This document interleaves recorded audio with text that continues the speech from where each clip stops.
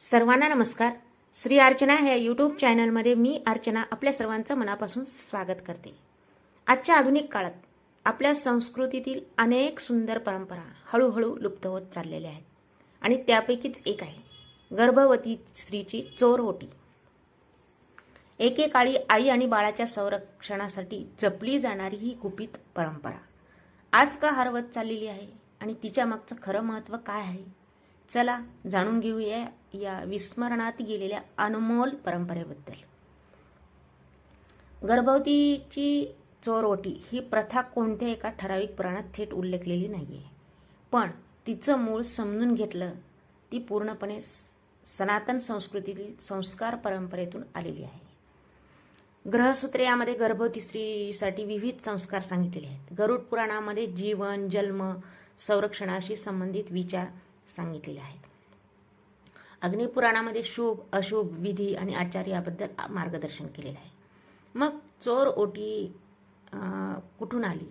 ही लोक परंपरा आहे, पिढ्यानपिढ्या अनुभवातून तयार झालेली. आई आणि बाळाचे संरक्षण, सकारात्मक ऊर्जा वाढवणे, वाईट नजरेपासून बचाव. पुराणात थेट नाव नाहीये, पण तिचं तत्व पूर्णपणे वैदिक आणि संस्कारावर आधारित आहे. ही फक्त एक प्रथा नव्हती, आई आणि बाळाला वाईट नजरेपासून वाचवण्याची एक गुपित शक्ती होती. आपल्याला प्रश्न पडतो, चोर ओटी म्हणजे काय? चोर ओटी म्हणजे गर्भवती स्त्रीला गुपचूप ओटी भरण्याची परंपरा. यामध्ये कोणताही मोठा कार्यक्रम नसतो, ना गोंधळ ना गर्दी.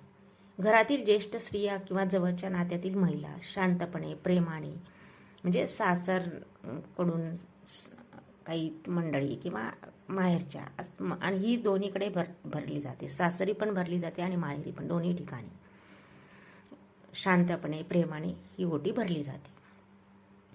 गर्भवतीच्या ओटीमध्ये हळदी, कुंकू, नारळ, फळे आणि धान्य भरतात. म्हणजे तांदळाने ओटी भरतात. एक ब्लाऊज पीस घेतलं जातं, हिरव्या कलरचं ब्लाऊज पीस असतं. ही साधी दिसणारी कृती आहे, खरं तर खूप मोठा आशीर्वाद असतो. प्रश्न पडतो, चोर ओटी का भरतात? याचं उत्तर आहे की वाईट नजरेपासून संरक्षण व्हावे. पूर्वी लोकांचा असा विश्वास होता की गर्भवती स्त्री आणि बाळावर वाईट नजर लवकर लागू शकते, म्हणूनच हा विधी चोरून केला जायचा. या विधीतून आई आणि बाळासाठी आरोग्य, दीर्घायुष्य आणि सुखाची कामना केली जाते. म्हणजे बाळासाठी शुभ आशीर्वाद असते.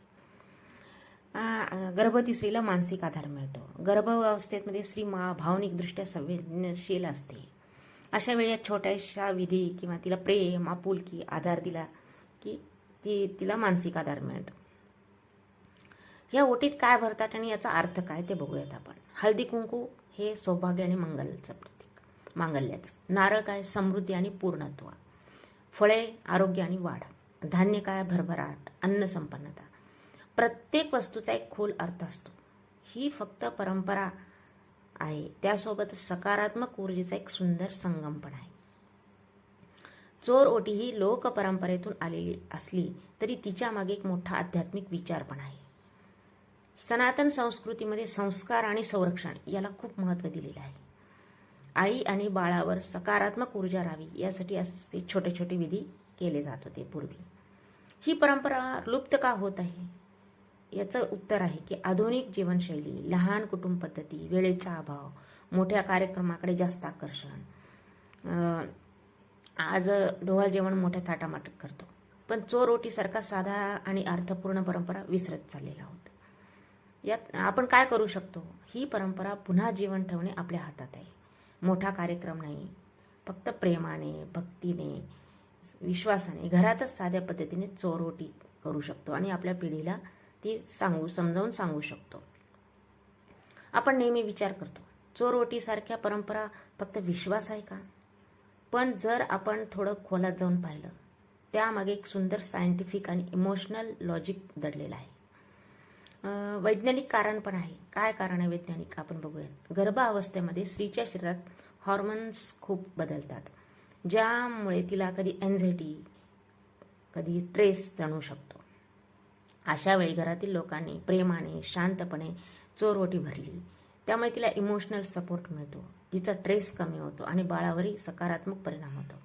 आज सायन्स सुद्धा सांगतं की आई आनंदी असेल, बाळही निरोगी वाढतं.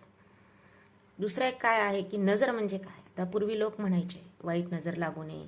आजच्या भाषेत सांगायचं तर जास्त लोकांची गर्दी, सतत लक्ष केंद्रित होणे, अनवॉन्टेड ट्रेस, हे सगळं टाळण्यासाठी चोरून हा विधी केला जायचा. आता ओटीत भरले जाणारे हे पदार्थ, वस्तू, एक त्याचा अर्थ पण आहे, म्हणजे वैज्ञानिक पण अर्थ आहे. काय, हळदी अँटीसेप्टिक आणि पॉझिटिव्ह एनर्जी असते.